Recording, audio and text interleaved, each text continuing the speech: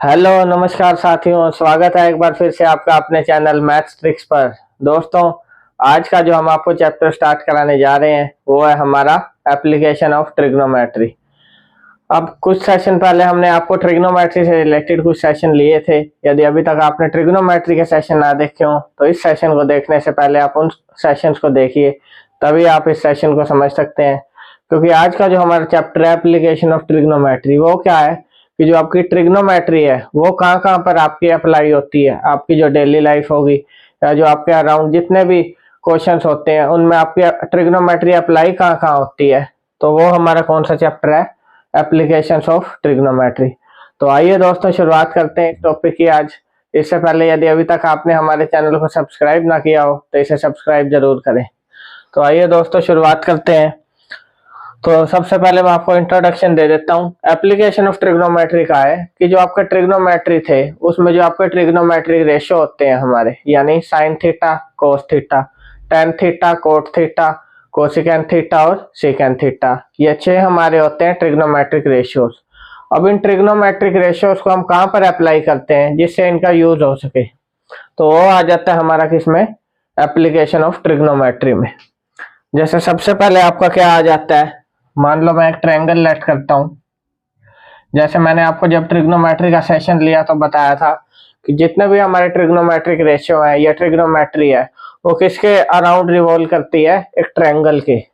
मैंने मान लो यहाँ पर एक ABC एक ट्रायंगल लेट कर लिया।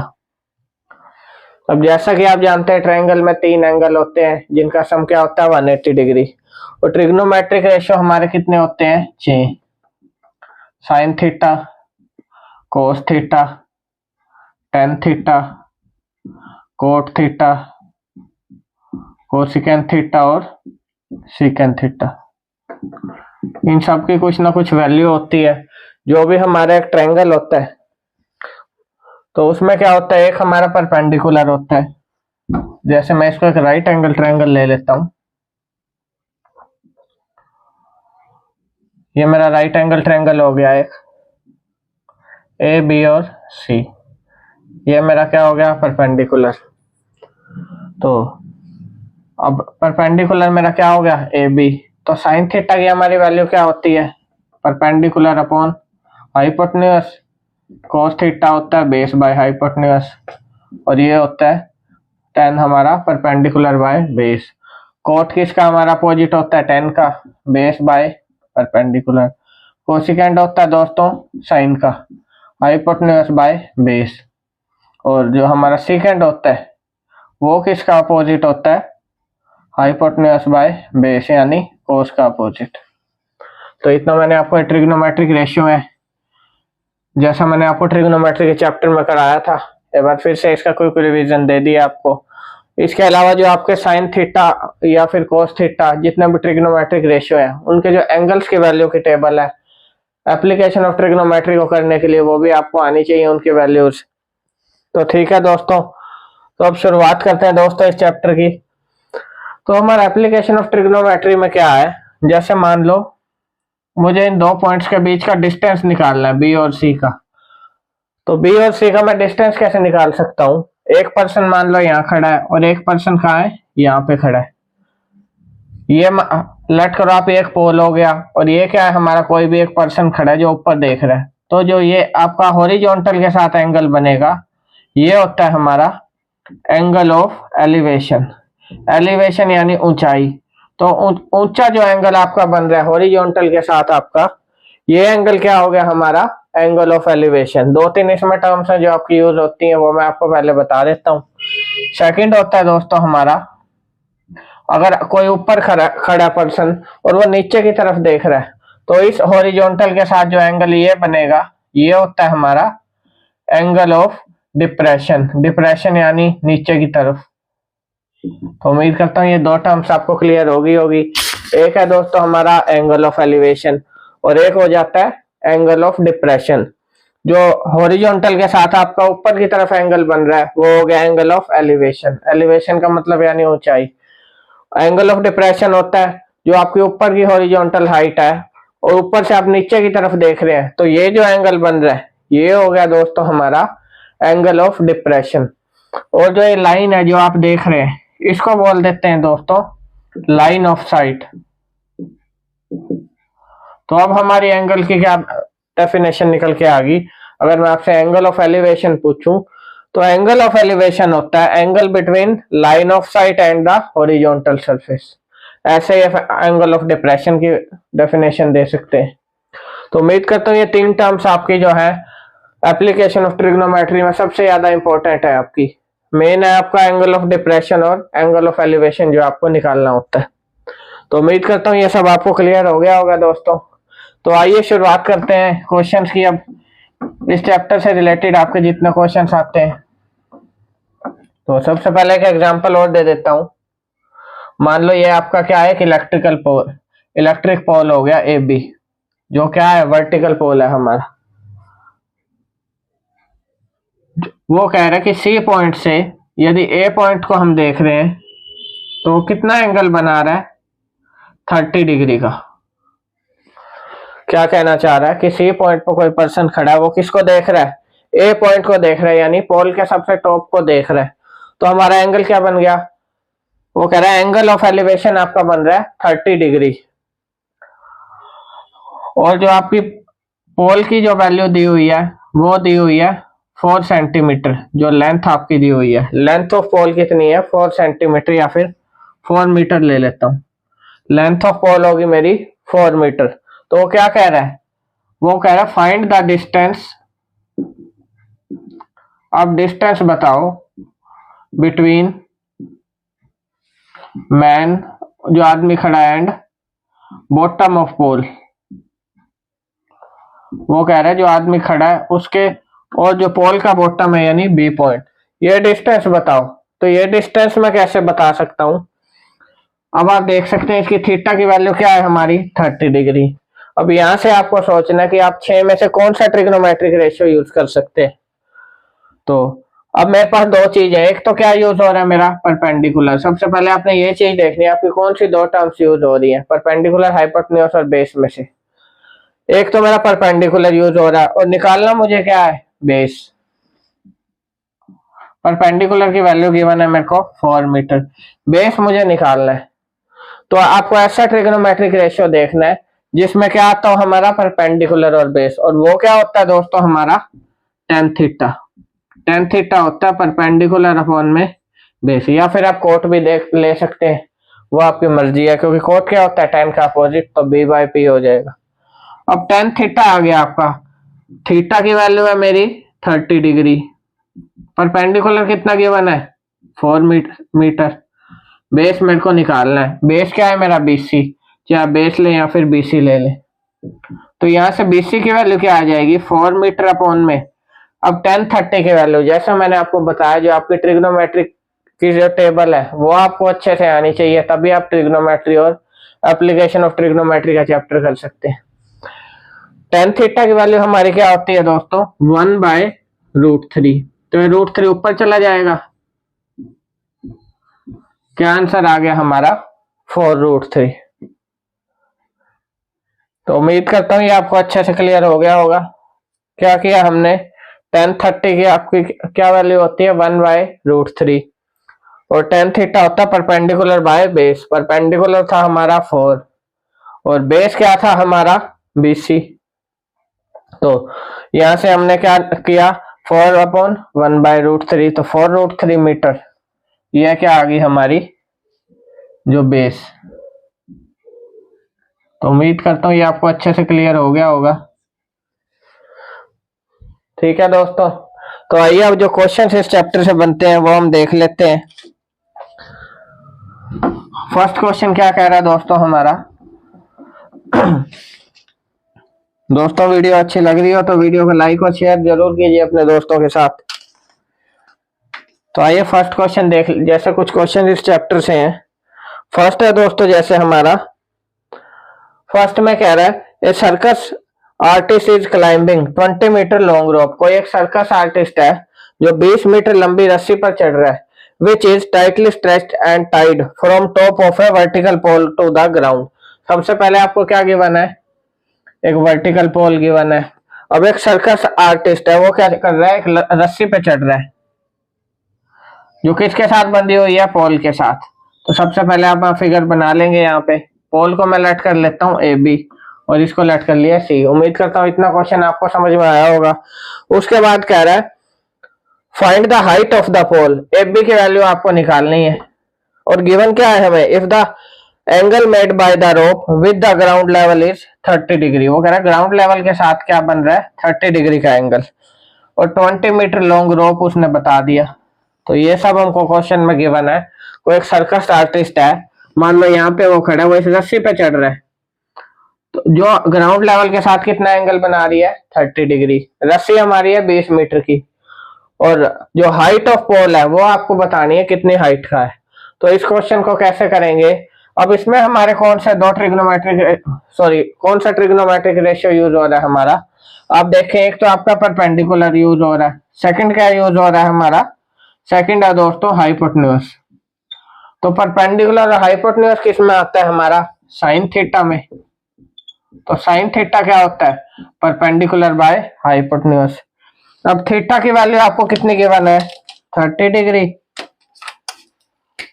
तो यहाँ क्या पुट कर दूंगा मैं, sine 30 degree is equal to, perpendicular मुझे निकालना है और हाइपोटेन्यूज गिवन है 20। आई होप यहाँ तक आपको अच्छे समझ आ गया होगा। अब आगे चलते हैं, साइन 30 कितना होता है दोस्तों हमारा, साइन 30 हो जाता है 1/2 इज इक्वल टू p/20। तो यहाँ से p की मेरी वैल्यू क्या निकल आई, 20/2 10 मीटर। p यानी हाइट ऑफ पोल कितनी है हमारी, 10 मीटर। उम्मीद करता हूँ ये फर्स्ट क्वेश्चन आपको अच्छे से क्लियर हो गया होगा। ठीक है दोस्तों, तो आइए आगे चलते हैं, सेकंड क्वेश्चन देख लेते हैं। दोस्तों आपको इसमें कोई भी कंफ्यूजन हो तो आप कमेंट सेक्शन में हमसे पूछ सकते हैं, हमारे द्वारा आपको उसका जवाब जरूर उपलब्ध कराया जाएगा। तो आइए आगे चलते हैं दोस्तों, सेकंड क्वेश्चन देख लेते हैं क्या कहता है। अब सेकंड क्वेश्चन में क्या है दोस्तों, सेकंड कह रहा है angle of elevation of the top of a tower from a point on ground which is 30 metre away from the foot of tower is 30 degree, find the height of tower. तो सबसे पहले दोस्तों आपको question समझ में आना चाहिए, क्या कह रहा है वो, the angle of elevation of top of a tower. सबसे पहले टावर आप ड्रॉ कर लें जो आपको गिवन है। उसके बाद कह रहा है angle of elevation of top of tower. Top of tower क्या है, ए पॉइंट हमारा, ए भी लेट कर लिया हमने। एंगल ऑफ एलिवेशन बता रहा है आपको, वो हमने ड्रॉ कर लिया।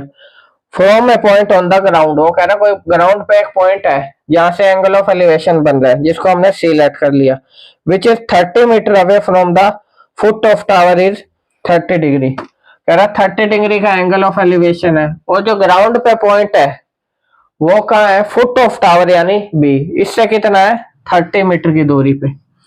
तो इसमें फिर आपको कह रहा है क्या निकालो, हाइट ऑफ टावर। उम्मीद करता हूँ आपको क्वेश्चन क्लियर हो गया होगा। तो अब निकालनी है हाइट ऑफ टावर। अब हमारा क्या क्या यूज हो रहा है, ये तो हमारा हो गया बेस, ये परपेंडिकुलर, तो हम क्या अप्लाई कर सकते हैं, tan थीटा यानी tan 30 डिग्री। हाइट हमें निकालनी है और ये क्या है हमारा 30 मीटर, सॉरी परपेंडिकुलर, यानी परपेंडिकुलर हमें निकालना है, अपॉन में बेस है हमारा 30। तो tan 30 की वैल्यू क्या होती है, फिर से 1/√3, परपेंडिकुलर निकालना है। तो यहां से मेरी क्या आ जाएगी हाइट, 30 डिवाइड बाय √3। अब इसका आप रैशनलाइजेशन कर सकते हैं कैसे, √3 से मल्टीप्लाई और √3 से डिवाइड। तो ऊपर तो मेरा आ गया 30√3, नीचे आ गया 3, तो ये कट जाएगा 10 से। तो मेरी हाइट ऑफ पोल क्या आ गई, 10√3 मीटर। तो हाइट क्या आ गई दोस्तों हमारी, 10√3 मीटर। उम्मीद करता हूँ ये क्वेश्चन भी आपको अच्छे से क्लियर हो गया होगा। तो आइए दोस्तों आगे चलते हैं, नेक्स्ट क्वेश्चन देख लेते हैं। अब नेक्स्ट क्वेश्चन क्या कह रहा है, नेक्स्ट है दोस्तों हमारा थर्ड क्वेश्चन। अब थर्ड क्वेश्चन में क्या कह रहा है, थर्ड में कह रहा है दोस्तों, a contractor plans to install 2 slides for the children to play in a park. For the children below the age of 5 years, she prefers to have a slide whose top is at a height of 1.5 meter. वो कह रहा है वो दो slide बना रहा है बच्चों के लिए। एक तो क्या है जिसका टॉप क्या है 1.5 मीटर ऊंचा and is inclined at an angle of 30 degree, और वो ग्राउंड से कितना एंगल बना रही है 30 डिग्री। आगे क्या कह रहा है हमें, उसके बाद कह रहा है whereas for elder children, बड़े बच्चों के लिए she wants to have a steep slide at a height of 3 metre, और वो बना रहा है 3 मीटर पे और 3 मीटर है inclined at an angle of 60 degree from ground. What should be the length of slide in each case? तो दो स्लाइड वो बना रहा है, एक तो होगी 1.5 मीटर की और एक बना रहा है 3 मीटर की। ये होगी 3 मीटर की, एक छोटे बच्चों के लिए और एक बड़े बच्चों के लिए। ठीक है दोस्तों, उम्मीद करता हूँ क्वेश्चन अब समझ आ गया होगा। कोई एक कॉन्ट्रैक्टर है जो दो स्लाइड बना रहा है, एक तो बना दी छोटे बच्चों के लिए, छोटे बच्चों के लिए छोटी हाइट की यानी 1.5 मीटर की, बड़े बच्चों के लिए 3 मीटर की। वो कह रहा है जो छोटे बच्चों की स्लाइड है वो ग्राउंड से कितना एंगल बना रही है 30 डिग्री, और बड़े वालों की जैसा कि आप जानते हैं कि जब हाइट बढ़ती है तो एंगल भी बढ़ेगा हमारा, तो ये कितना हो गया 60 डिग्री। तो वो कह रहा है find the length of slide in each case. ठीक है दोस्तों, ये हमारा क्वेश्चन है, find the height of what should be the length of slide in each case. वो कह रहे स्लाइड की लेंथ बताओ। तो स्लाइड कौन सी है हमारी, एसी और एसी की बना जो आपको, ये है हमारी स्लाइड। तो स्लाइड कैसे निकालेंगे दोस्तों लेंथ। अब क्या क्या यूज हो रहा है हमारा, परपेंडिकुलर ये हो गया हमारा, और हमें निकालना है हाइपोटेन्यूज। फिर से हम क्या यूज करेंगे दोस्तों, साइन थीटा। तो फर्स्ट केस में तो मेरा क्या आएगा sine 30 degree is equal to perpendicular upon hypotenuse. Perpendicular है मेरा 1.5 मीटर, हाइपोटेन्यूज मुझे निकालना है। तो साइन 30 हो गया 1/2 is equal to 1.5 divide by H. तो फर्स्ट स्लाइड की लेंथ तो मेरी क्या आ गई 3 मीटर। अब निकाल लेता हूं जो बड़े बच्चों के लिए उसने बनाई है, उसमें क्या आएगा साइन 60 डिग्री ये कितनी होगी मेरी 3 डिवाइड बाय एच। तो यहां से h की वैल्यू निकालूंगा 3। अब साइन 60 डिग्री क्या होता है √3/2, तो 2 मेरा ऊपर चला जाएगा तो आ गया 6 या फिर आप इसका फिर से रैशनलाइजेशन कर सकते हैं, तो क्या आ जाएगा आपका आ जाएगा 3√3 इंटू में 2 डिवाइड बाय 3, ये आपका कट गया तो आंसर आ गया 2√3 मीटर। तो जो छोटी स्लाइड है उसकी लेंथ क्या है हमारी 3 मीटर, और बड़ी वाली स्लाइड की लेंथ क्या होगी हमारी 2√3 मीटर। ये तो होगी आपकी 3 मीटर की और ये होगी 2√3 मीटर। तो एक अलग टाइप का क्वेश्चन था, उम्मीद करता हूँ ये भी आपको क्लियर हो गया होगा दोस्तों। ठीक है दोस्तों, आइए आगे चलते हैं, नेक्स्ट क्वेश्चन देखते हैं हमारा। अब नेक्स्ट क्वेश्चन क्या कह रहा है, नेक्स्ट में कह रहा है दोस्तों a kite is flying at a height of 60 metre above the ground. कितने मीटर पे उड़ रही है काइट 60 मीटर पे, ग्राउंड से कितना है 60 मीटर। अब जितना क्वेश्चन बने उसी हिसाब से आप line by line figure draw कर सकते हैं, इससे आपको आसानी रहेगी क्वेश्चन को सोल्व करने में। फर्स्ट लाइन हमारी सॉल्व होगी। आगे कह रहा है the string is attached to the kite is temporarily tied to a point on the ground. जो आपकी काइट के साथ स्ट्रिंग बंधी हुई यानी डोरी बंधी हुई है वो एक ग्राउंड पे कोई पॉइंट है वहां पे बंधी हुई है, ऐसे आपकी काइट उड़ रही है यहां से। ठीक है दोस्तों, कोई भी एक पॉइंट है, इसको मैंने P ले लिया, Q और ये R। आइए आगे चलते हैं। अब आगे क्या कह रहा है, the inclination of string with the ground is 60 degree. Inclination कितना है 60 डिग्री ग्राउंड के साथ। Find the length of string assuming there is no slack in the string. वो कह रहा है लेंथ ऑफ स्ट्रिंग निकालो और गिवन कितना है, a kite is flying at a height of 60 metre. Height आपको गिवन है कि ग्राउंड से कितने हाइट पे वो काइट उड़ रही है, लेंथ ऑफ स्ट्रिंग यानी PR आपको निकालना है। तो फिर से हमारी कौन से दो टर्म आ गई, परपेंडिकुलर और हाइपोटेन्यूज। तो हम क्या अप्लाई करेंगे साइन थीटा, यानी साइन 60 डिग्री किसके इक्वल आएगा, परपेंडिकुलर बाय हाइपोटेन्यूज। परपेंडिकुलर है 60, पी आर हमें निकालना है, तो पी आर की वैल्यू क्या आएगी 60 डिवाइड बाय साइन 60। अब साइन 60 फिर से आ गया, क्या वैल्यू होती है √3/2। तो इसके लिए जरूरी है आप अच्छे से जो ट्रिग्नोमेट्री की टेबल है उसे रिवाइज करें, उसके बाद ही आप ये चैप्टर कर सकते हैं। तो फिर से मैं रैशनलाइजेशन कर दूंगा, इनटू में √3, नीचे मेरा 3 हो जाएगा जब √3 और √3 की मल्टीप्लाई होगी। यहां से कट करता हूं तो मेरा क्या आंसर आ रहा है 40√3 मीटर। तो लेंथ ऑफ स्ट्रिंग क्या आ गई दोस्तों 40√3 मीटर। तो उम्मीद करता हूं ये क्वेश्चन भी आपको क्लियर हो गया होगा दोस्तों।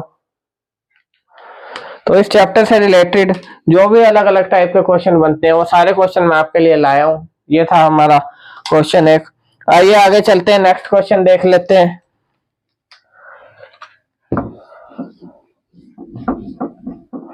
अब नेक्स्ट क्वेश्चन क्या कह रहा है दोस्तों, नेक्स्ट क्वेश्चन कह रहा है the angle of elevation of the top of A building from the foot of tower is 30 degree and the angle of elevation of top of tower from the foot of building is 60 degree. If the tower is 50 meter high, find the height of building. अब आपके पास दो चीज है, एक तो क्या है हमारा टावर और एक क्या है दोस्तों, एक हमारा टावर हो गया और एक है हमारी बिल्डिंग। टावर को मैंने लेट कर लिया ए बी, बिल्डिंग होगी मेरी पी क्यू। क्या कह रहा है आपको फर्स्ट लाइन में, the angle of elevation of the top of a building from the foot of tower, angle of elevation from top of building, the angle of elevation of top of building from the foot of tower, foot of tower क्या है हमारा B, वो कह रहा है जो angle of elevation of top of building है foot of tower से वो कितना है हमारा 30 डिग्री। उसके बाद कह रहा है and the angle of elevation of top of tower from the foot of building is 60 degree. अब आपको एक चीज यहां ध्यान से याद रखनी है, अगर मैं आपसे पूछूं कि मेरा ए बी टावर है या फिर पी क्यू हुआ है, इसमें से एक आपका टावर है एक बिल्डिंग है, अब मेरे को ये कैसे पता चलेगा कि मेरा टावर बड़ा है या फिर बिल्डिंग, तो वो भी आपका इसी क्वेश्चन में छुपा हुआ है। जैसा मैंने आपको बताया था कि जब भी आप किसी चीज के नजदीक जाएंगे तो जो एंगल ऑफ इंक्लिनेशन है या फिर एंगल ऑफ एलिवेशन है आपका हमेशा बढ़ेगा। जैसे मैं किसी भी चीज के करीब जाऊं तो उतना ही ऊपर मुझे देखना पड़ेगा, तो मतलब आपका एंगल क्या है बढ़ता जाएगा। इस चीज को आप इस तरीके से याद रख सकते हैं।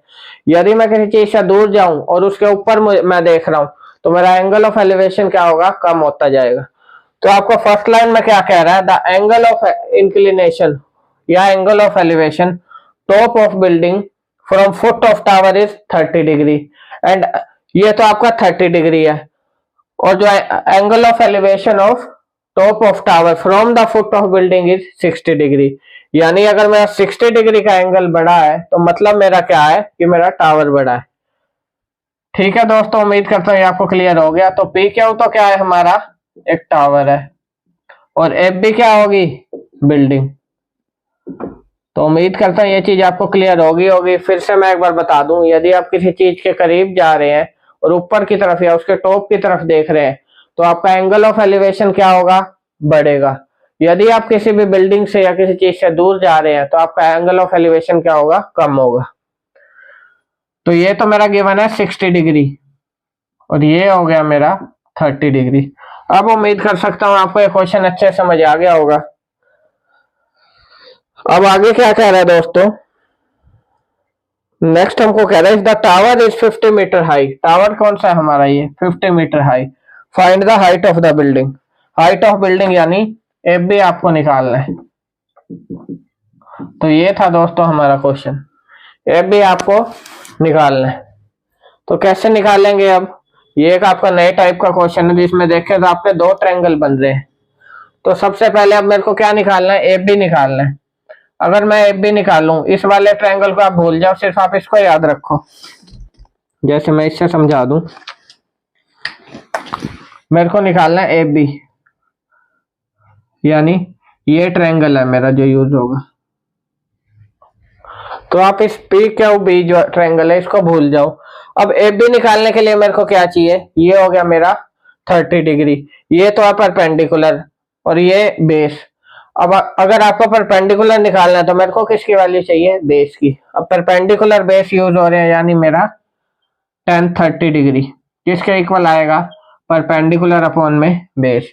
अब मेरे को परपेंडिकुलर यानी हाइट ऑफ बिल्डिंग निकालनी है, ए बी निकालना है, तो मेरे को सबसे पहले क्या चाहिए, बी क्यू। इस बी क्यू यानी बेस को निकालने के लिए आपको क्या दी हुई है, पी क्यू। अब आपका यूज होगा in triangle P Q B, ये आपका यूज होगा। अब इसमें क्या गिवन है आपको, हाइट गिवन है, आप बेस निकाल सकते हैं, बेस तो कॉमन है दोनों का। तो अब यहां से मैं बेस निकाल लूंगा, कैसे, tan 60 degree is equal to perpendicular by में बेस। परपेंडिकुलर कितना है मेरा 50, बेस मुझे निकालना है, तो बेस की वैल्यू क्या आएगी 50 बाय tan 60। tan 60 मेरा कितना होता है √3, तो क्या आ जाएगा मेरा 50 डिवाइड बाय √3। आप चाहें तो रैशनलाइजेशन कर सकते हैं। अगर मैं बेस कितना आ गया मेरा 50 divide by √3, as it is मैंने लिख दिया। अब मैं क्या कर सकता हूँ, ए बी की वैल्यू निकाल सकता हूँ। tan 30 मेरा क्या होता है 1 बाय √3, परपेंडिकुलर यानी ए बी मेरे को निकालना है, बेस है मेरा 50 डिवाइड बाय √3।